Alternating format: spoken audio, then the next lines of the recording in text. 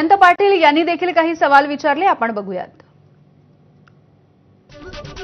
आमच्या पक्षाकडून दिल्लीमध्ये आणि महाराष्ट्रामध्ये आयोगांना पत्र दिली। आमच्याकडे पुरावे आहेत, तर आयोग म्हणतंय की पत्रच आलेलं नाहीये। अनेक घरं अस्तित्वात नाहीत, पण तिथे मतदार आहेत। मतदार यादीमधील दुबार नावं शोधण्यासाठी सॉफ्टवेअर आणा, अशी मागणी देखील जयंत पाटील यांनी केली। मतदार याद्या दुरुस्त करून निष्पक्ष मतदान घ्या।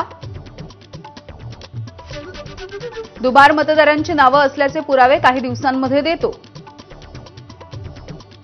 खोट्या मतदारांची संख्या ही लाखांच्या घरात आहे।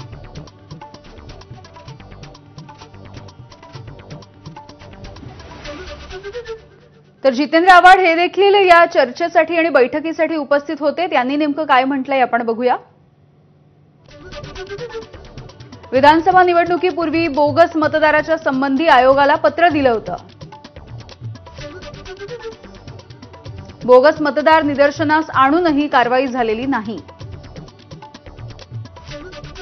एक आमदार तर म्हणतो आम्ही बाहेरून मतदार आणले।